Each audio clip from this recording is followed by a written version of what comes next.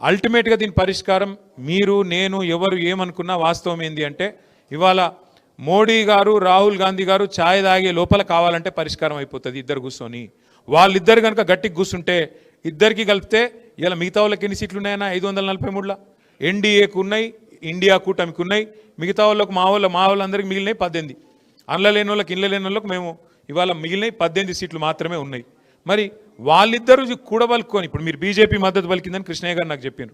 BJP మద్దతు పలికితే బీజేపీకి పార్లమెంట్లో బిల్లు పెడితే ఎవరు ఆపుతారని నాకు అర్థం కాదు. మేము ఓటేయమా, కాంగ్రెస్ ఓటు ఓటేయడా, ఎవడాపుతాడు? మద్దతు పలుకుడు అంటే ఇక్కడ కాదు కదా. ఒకసారి మోడీ గారి దగ్గర తీసుకుపోమన్నారు బీజేపీ వాళ్ళకి చెప్పరు, మేము కూడా వస్తాం. మోడీ గారి దగ్గర అపాయింట్మెంట్ ఇప్పిండ్రి, మేము అందరం వస్తాం. మోడీ గారు ఒక్కసారి అనుకుంటే దెబ్బకే అయిపోతుంది. తెల్లారి బిల్లు పెట్టచ్చు, స్పెషల్ సెషన్ పెట్టచ్చు, బిల్లు పెట్టచ్చు, ఒడిచిపోతుంది.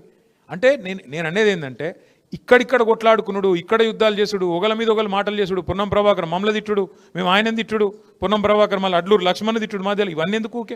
అల్టిమేట్గా ఏంటంటే రాహుల్ గాంధీ గారు మోడీ గారు వాళ్ళు